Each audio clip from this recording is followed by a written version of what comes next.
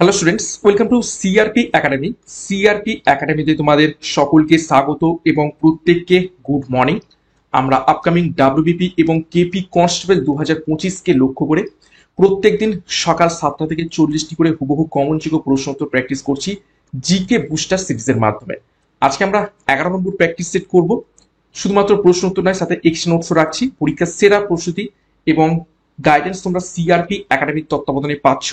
তো চ্যানেলে নতুন হয়ে থাকলে চ্যানেলটিকে সাবস্ক্রাইব করো, পাশে বেল আইকনটা প্রেস করে রাখো, সাথে আমাদের অফিসিয়াল টেলিগ্রাম চ্যানেলে যুক্ত হয়ে যাও।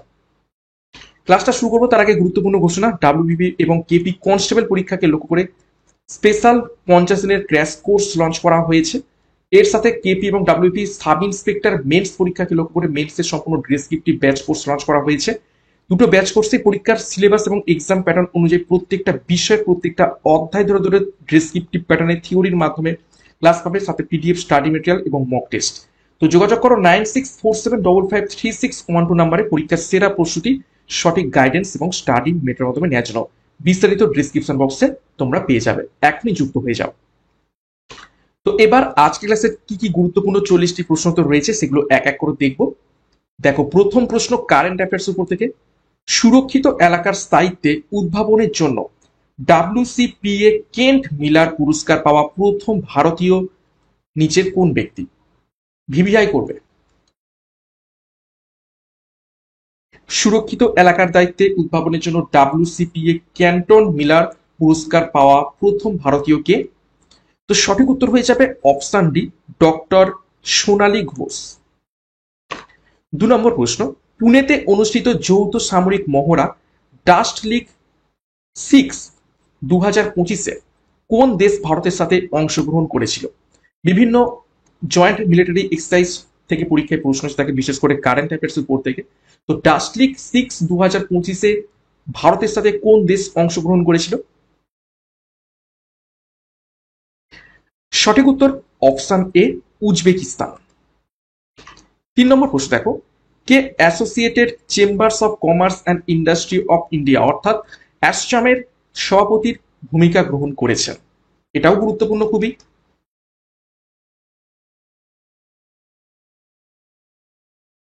নিচের কোন ব্যক্তি অ্যাসচামের সভাপতির ভূমিকা গ্রহণ করেছেন? সঠিক উত্তর হবে অপশন বি, নির্মল কুমার মিন্দা। 4 নম্বর প্রশ্ন দেখো, 2025 সালের হেনলি পাসপোর্ট সূচকে ভারতের স্থান কত?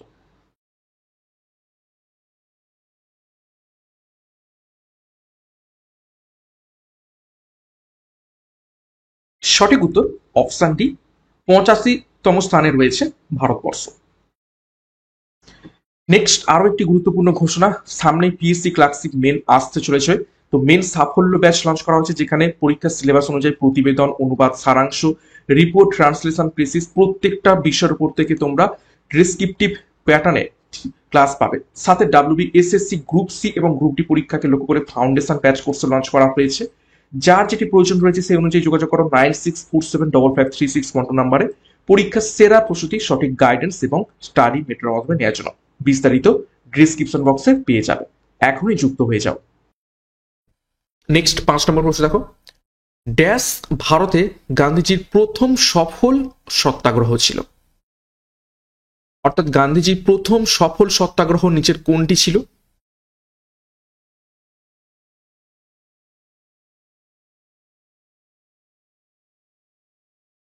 সঠিক উত্তর হবে অপশন সি, চম্পারণ।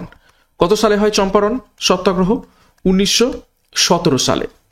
খেদা সত্যাগ্রহ হয় 1918 সালে। বরদলি সত্যাগ্রহ 1928 সালে। কিন্তু বরদলি সত্যাগ্রহের নেতা কে ছিলেন? নেতা ছিলেন সর্দার বল্লভ ভাই প্যাটেল। ওকে, এবং লবণ মার্চ 1930 সালে। নেক্সট 6 নম্বর প্রশ্ন, সরীসৃপের অধ্যয়নকে কি বলা হয়?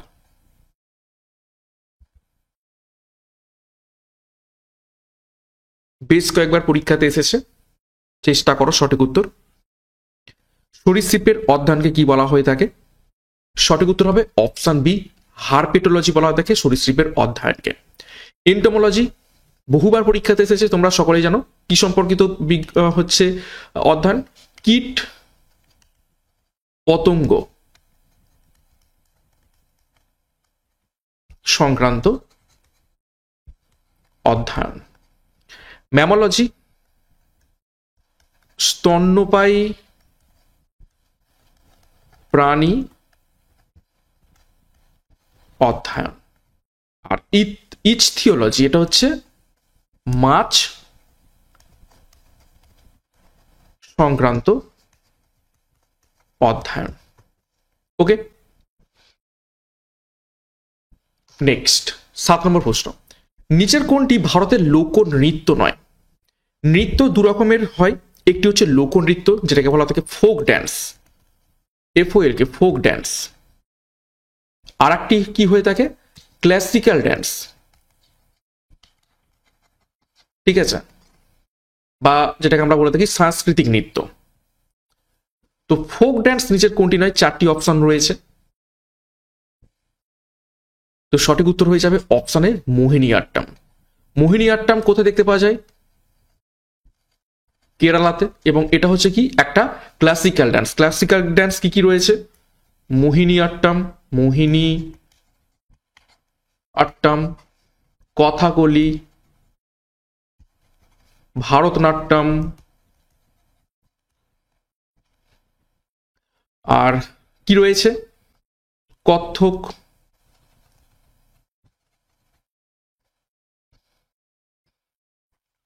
ওডিসি, মণিপুরি, কুচিপুড়ি এবং সত্রিয়া, এগুলো হচ্ছে কি ক্লাসিক্যাল ড্যান্স। আর বিভিন্ন রাজ্যে যে সমস্ত লোক বা উপজাতি সম্প্রদায়ের মানুষরা যে নাচ নেচে থাকে তাদের ফোক ড্যান্স বলা থাকে। যেমন লাবণী, লাবণী কোন রাজ্যে দেখতে পাওয়া যায়? কোন রাজ্যের একটি লোকনৃত্য? এটা হচ্ছে মহারাষ্ট্র, মহারাষ্ট্রের একটি লোকনৃত্য। কালবেলিয়া কোন রাজ্যের একটি লোকনৃত্য? এটা হচ্ছে রাজস্থান। আর রৌফ, রৌফ হচ্ছে কাশ্মীর, জম্মু এবং কাশ্মীরের একটি লোকনৃত্য হচ্ছে রৌফ। তো গুরুত্বপূর্ণ তথ্য এখান থেকে আমরা দেখলাম। নেক্সট দেখো 8 নম্বর প্রশ্ন, ভিটামিন সি এর অভাবে ফলে সৃষ্ট একটি রোগ হলো নিচের কোনটি? ভিটামিন সি এর রাসায়নিক নাম কি? পরীক্ষায় প্রশ্ন আছে, রাসায়নিক নাম ভিটামিন সি এর অ্যাস কর্বিক অ্যাসিড। তো ভিটামিন সি এর অভাবে অপশন ডি হবে সঠিক উত্তর, স্কার্বি রোগ, যেটি একটি দাঁতের রোগ হয়ে থাকে, দাঁতের মাড়িগুলো নরম হয়ে যায়। আচ্ছা, বেরি রোগ কিসের অভাবে ঘটে থাকে? Vitamin B1। রাতকানা ভিটামিন এ এর অভাবে, এবং রিকেট ভিটামিন ডির অভাবে ঘটে থাকে। নেক্সট 9 নম্বর প্রশ্ন, পৃথিবীর বায়ুমণ্ডলের সর্বনিম্ন স্তরটির নাম কি? একদম নিচে যে স্তরটা রয়েছে।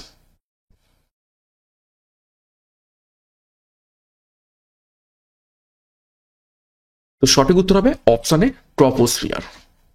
এটা হচ্ছে 0 থেকে 20 কিলোমিটার পর্যন্ত এর বিস্তৃতি, ঠিক আছে, এবং এটাকে কি বলা থাকে? ক্ষুদ্র মণ্ডল, ঠিক আছে, ক্ষুদ্র মণ্ডল। কেন বলা হয় থাকে ক্ষুদ্র মণ্ডল? যত প্রাকৃতিক ঘটনা, বজ্রপাত, ঝড়, বৃষ্টি, সমস্ত কিছুই ট্রপোস্ফিয়ারের মধ্যে ঘটে থাকে, তো এই জন্য একে বলা থাকে ক্ষুদ্র মণ্ডল। স্ট্র্যাটোস্ফিয়ারের উচ্চতা 20 থেকে 50 কিলোমিটার পর্যন্ত পায়, এবং এটাকে বলা হয় থাকে কি শান্ত মণ্ডল, কেননা এখানে কোন রকম প্রাকৃতিক ঘটনাবলী ঘটে থাকে না, শান্ত মণ্ডল। এবং এখান থেকে কি প্লেন যায়? জেট প্লেন চলাচল করে কোথা থেকে? স্ট্র্যাটোস্ফিয়ার। এবং স্ট্র্যাটোস্ফিয়ারে আর একটা কি জিনিস রয়েছে? স্ট্র্যাটোস্ফিয়ারে রয়েছে ওজোন স্তর। ওকে, আচ্ছা, নেক্সট হচ্ছে দেখো মেসোস্ফিয়ার। মেসোস্ফিয়ারে কি দেখতে পাওয়া যায়? উল্কা, উল্কা এসে বিনষ্ট হয় কোথায়? মেসোস্ফিয়ারে। এবং থার্মোস্ফিয়ারে এটা হচ্ছে এখানে হচ্ছে তাপমাত্রা অত্যাধিক এবং যে সমস্ত অরোরা, আমরা যে সমস্ত নর্দার্ন যে লাইটসগুলো দেখে থাকি, নর্থের মেরুতে এবং দক্ষিণ মেরুতে যে অরোরা দেখে থাকি, সেই মেরুজ্যোতি যেটাকে বলা হয় থাকে মেরুজ্যোতি, মেরুজ্যোতি ও আর কি স্যাটেলাইট, স্যাটেলাইট এই থার্মোস্ফিয়ারে দেখতে পেয়ে থাকি আমরা। নেক্সট দেখো 10 নম্বর প্রশ্ন, হাইকোর্টের বিচারপতিদের অবসর নেওয়ার বয়স কত?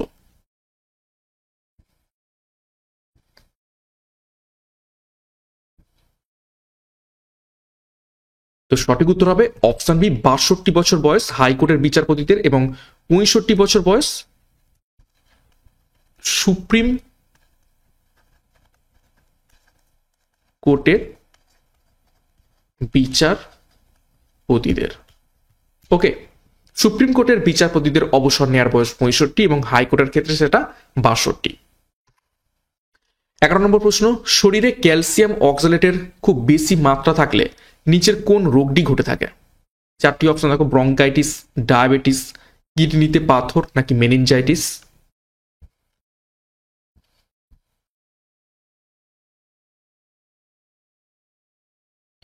তো সঠিক উত্তর হয়ে যাবে অপশন সি, কিডনিতে পাথর।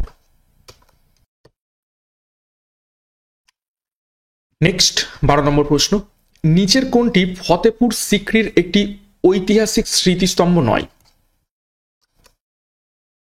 দেখো 4টি অপশন রয়েছে, বুলান্দ দরওয়াজা, ইবাদত খানা, গোল গম্বুজ এবং পঞ্চমহল।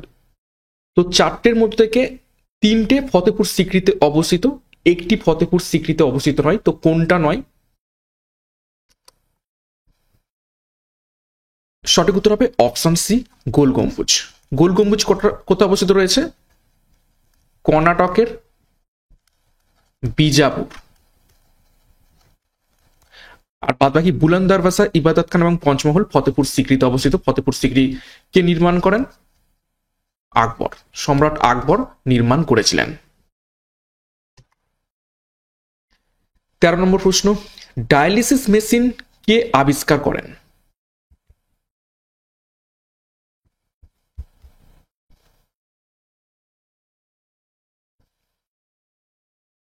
সঠিক উত্তর হবে option A, Willem J Kolff dialysis machine আবিষ্কার করেছিলেন। 14 নম্বর প্রশ্ন, আমাদের মানব দেহে কয় ধরনের পেশি আছে? চেষ্টা করো সঠিক উত্তর। মানব দেহে কয় ধরনের পেশি আছে? সঠিক উত্তর হবে অপশন সি, 3 ধরনের। 3 ধরনের পেশি কি কি? একটা হচ্ছে কঙ্কাল পেশি, ওকে, একটা হচ্ছে হৃদ পেশি, আর কি একটা হচ্ছে মসৃণ পেশি। ঠিক আছে, অন্যভাবে তোমরা কি বলতে পারো? অরেক পেশি, সরেক পেশি আর হৃদ পেশি। তো এই 3 ধরনের পেশি রয়েছে।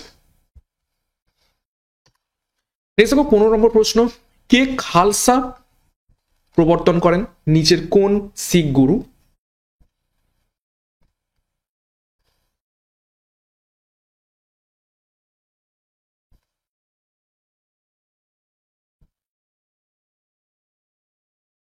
তো সঠিক উত্তর হয়ে যাবে অপশন বি, গুরু গোবিন্দ সিং খালসা প্রথার প্রবর্তন করেন কত সালে? 1699 সালে খালসা প্রথার প্রবর্তন করেন। গুরু গোবিন্দ সিং কততম শিখ গুরু ছিলেন? পরীক্ষায় প্রশ্ন আছে। তিনি ছিলেন 10তম শিখ গুরু। আচ্ছা, গুরু তেগ বাহাদুর, গুরু তেগ বাহাদুর ছিলেন 9তম শিখ গুরু। গুরু নানক তিনি হচ্ছেন প্রথম এবং গুরু হরগোবিন্দ ষষ্ঠতম। ওকে, আচ্ছা, এখান থেকে প্রশ্ন আসছে যে খালসা কথার অর্থ কি? খালসা মানে হচ্ছে কি খাঁটি বা পবিত্র, ঠিক আছে, খাঁটি বা বলতে পারো পবিত্র বা পরিষ্কার ইত্যাদি। ওকে,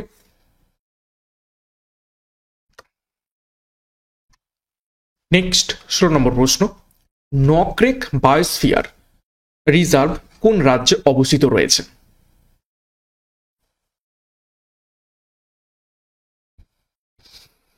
তো সঠিক উত্তর হবে অপশন সি, মেঘালয়। 17 নম্বর প্রশ্ন, রাজঘাট কার সমাধিস্থল?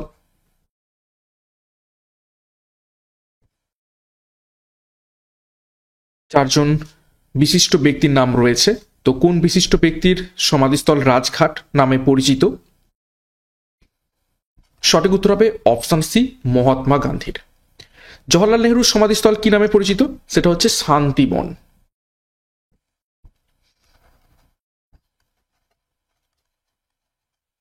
চরণ সিং এর যে সমাধিস্থল সেটি কি নামে পরিচিত? সেটা হচ্ছে কিষান ঘাট। আর লাল বাহাদুর শাস্ত্রী সেটি হলো বিজয় ঘাট।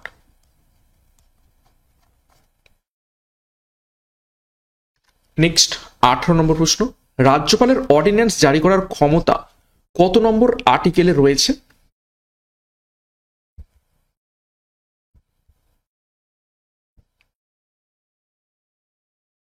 অর্ডিন্যান্স কখন জারি করতে পারে?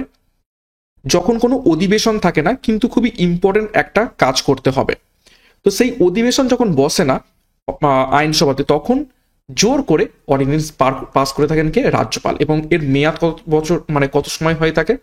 মেয়াদ 6 মাস 6 সপ্তাহ। ঠিক আছে, আচ্ছা, সঠিক উত্তর হয়ে যাবে রাজ্যপাল অর্ডিন্যান্স জারি করতে পারে অপশন সি, 213 নম্বর আর্টিকেল অনুসারে। আর 123 নম্বর আর্টিকেল অনুসারে রাষ্ট্রপতি অর্ডিন্যান্স জারি করতে পারে। নেক্সট 19 নম্বর প্রশ্ন, প্রথম ভারতীয় সংবাদ সংস্থা নিচের কোনটি?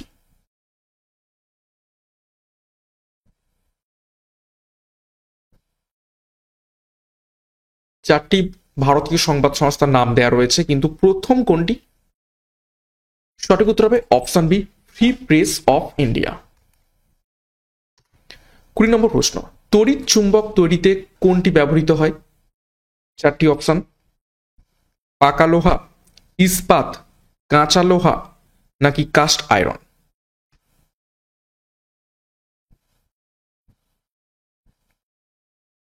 তো সঠিক উত্তর হবে অপশন সি, কাঁচা লোহা ব্যবহার করা হয়ে থাকে তড়িৎ চুম্বক তৈরিতে। 21, হরিপ্রসাদ চৌরাসিয়া কোন বাদ্যযন্ত্রের সঙ্গে যুক্ত?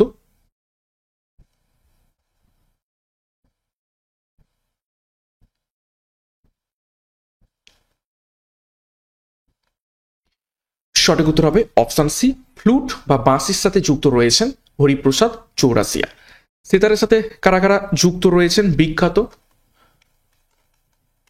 রবি শঙ্কর যুক্ত ছিলেন এবং বিলায়েত খাঁ।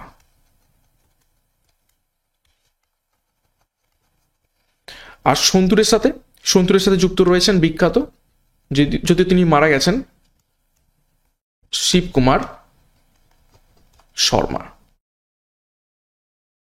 নেক্সট 22, স্বাধীন ভারতের প্রথম শিক্ষামন্ত্রী কে ছিলেন?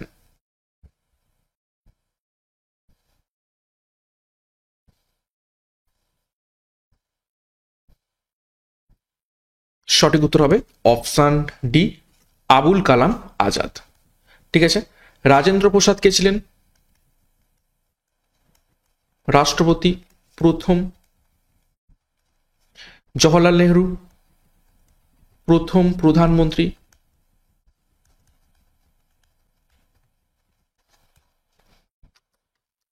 এবং জন, এটা হচ্ছে মাথায় হবে, জন মাথায়, তিনি কে ছিলেন প্রথম রেলমন্ত্রী। ওকে, 23 নম্বর প্রশ্ন, প্লেইং ইট মাই ওয়ে এই বইটি কার আত্মজীবনী? নিচের কোন ক্রিকেটারের আত্মজীবনী প্লেইং ইট মাই ওয়ে?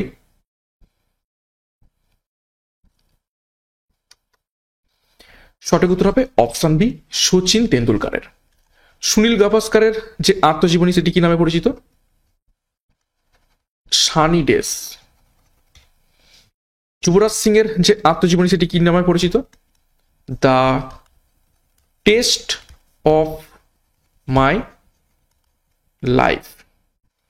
আর অনিল কুম্বলের যে আত্মজীবনী সেটা হচ্ছে wide angle. Okay, next 24 number প্রশ্ন, গৌতম বুদ্ধ কোথায় তার প্রথম ধর্মকথা প্রচার করেন? এই প্রথম ধর্মকথা প্রচার করাকে কি বলা হয়? ধর্ম চক্র প্রবর্তন। তো কোথায় করেছিলেন প্রথম ধর্মচক্র প্রবর্তন? সঠিক উত্তর হবে অপশন বি, সারনাথ। সারনাথ কোথায় অবস্থিত রয়েছে? উত্তরপ্রদেশ, ইউপিতে। 25 নম্বর প্রশ্ন দেখো, কোন শাসক বুদ্ধ এবং মহাবীরের সমসাময়িক ছিলেন?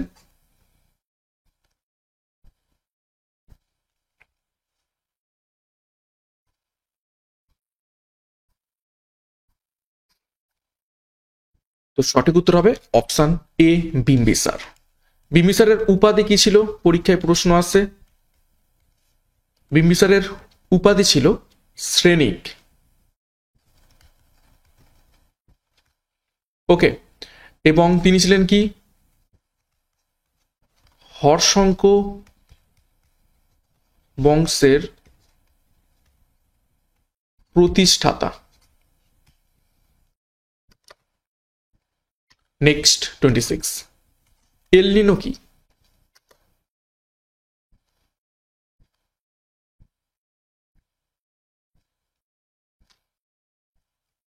তো সঠিক উত্তর হবে অপশন বি, এল নিনো হচ্ছে সামুদ্রিক একটি ঘটনাবলী। তো একটু ডিটেলসে দেখবো এল নিনো সম্পর্কে। দেখো, এল নিনো হলো মধ্য ও পূর্ব প্রশান্ত মহাসাগরের নিরক্ষীয় অঞ্চলে সমুদ্র পৃষ্ঠের তাপমাত্রা বৃদ্ধি পাওয়ার একটি প্রাকৃতিক জলবায়ুর ঘটনা।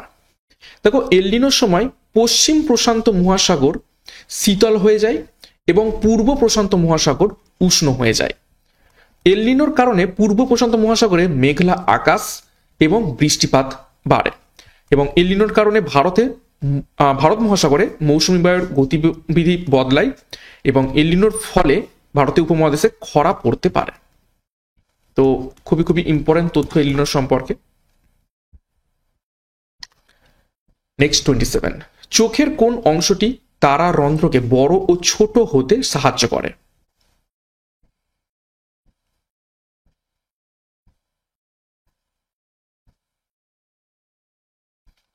তো সঠিক উত্তর হবে অপশন ডি, কনীনিকা। 28, ভারতীয় সংবিধানের লোকপাল সম্পর্কিত ধারণা কোন দেশ থেকে নেওয়া হয়েছে?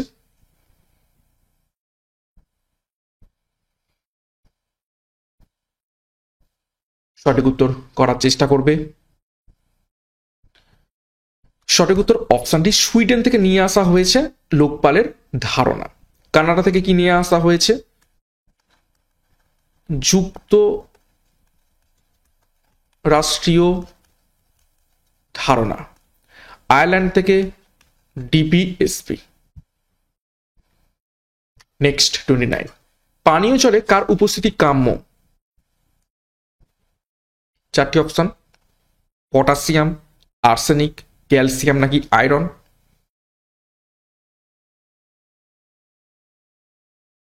তো সঠিক উত্তর হবে অপশন এ, পটাশিয়াম।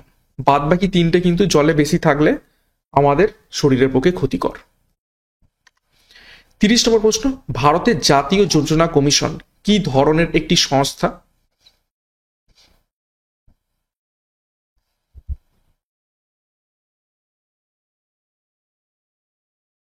সঠিক উত্তর হবে অপশন বি, কেন্দ্রীয় সরকারের একটি দপ্তর জাতীয় যোজনা কমিশন।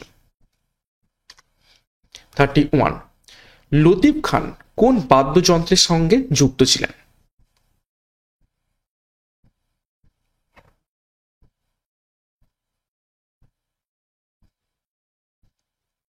সঠিক উত্তর হবে অপশানে তবলা।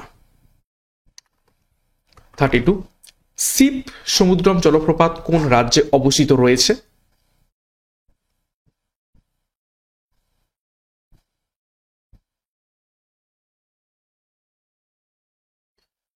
তো শিব সমুদ্রম জলপ্রপাত অপশানে কর্ণাটকে, এবং কোন নদীর উপর? কাবেরী নদীর উপর। কেরালাতে অবস্থিত একটি গুরুত্বপূর্ণ জলপ্রপাত, সেটা হচ্ছে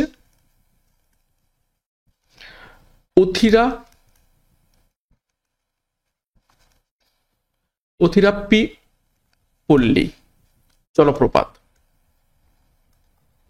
এবং কোন নদীর উপর? এটা হচ্ছে চালাকুড়ি নদীর উপর।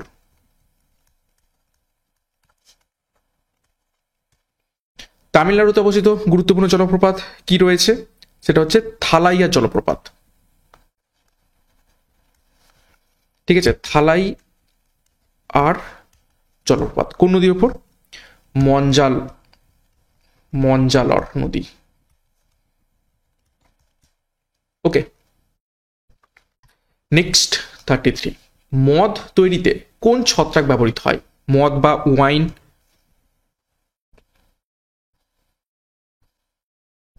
বিশেষ করে অ্যালকোহল, ওয়াইন বলাটা ভুল হবে। তো সঠিক উত্তর হবে option C, east.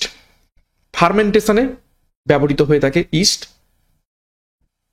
Next 34, Drosophila মাছির দেহ কোষে কত জোড়া ক্রোমোজোম থাকে?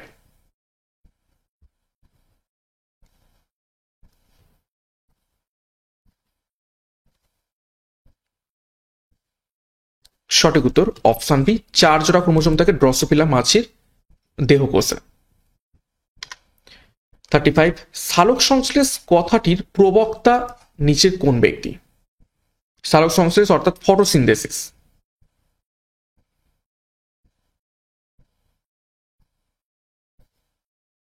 সঠিক উত্তর অপশন বি, বিজ্ঞানী বার্নেস। 36, রাজরাজেশ্বর মন্দির কোথায় অবস্থিত রয়েছে?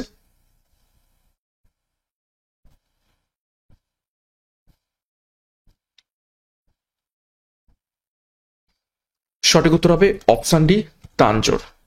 কে নির্মাণ করেন? এটি নির্মাণ করেছিলেন কে? প্রথম রাজা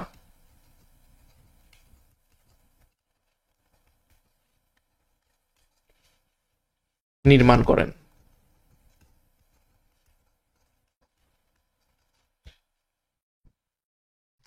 37, কত সালে হাওড়া ব্রিজ জনসাধারণের জন্য খুলে দেওয়া হয়েছিল?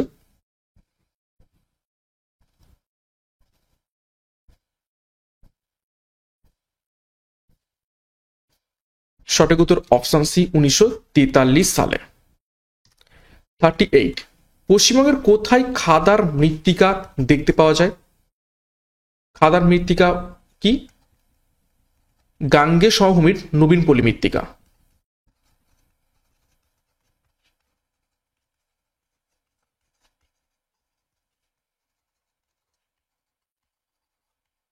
ওকে,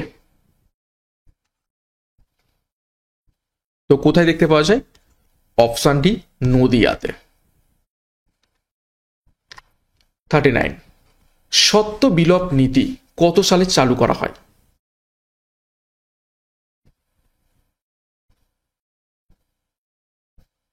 কি চালু করেন সত্য বিলোপ নীতি?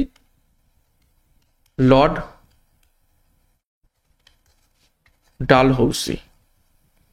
তো সঠিক উত্তর হবে অপশন বি, 1848 সালে। 40 নম্বর প্রশ্ন এবং আজকের ক্লাসের শেষ প্রশ্ন, বেতলা ন্যাশনাল পার্কটি কোথায় অবস্থিত রয়েছে? নিচের কোন রাজ্যে?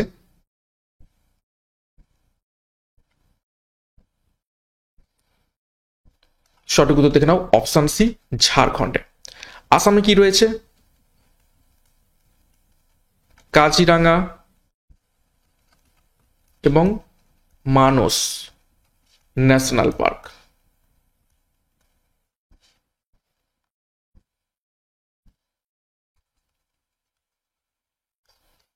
ছত্তিশগড়ে কি রয়েছে? ছত্তিশগড়ে ইন্দ্রাবতী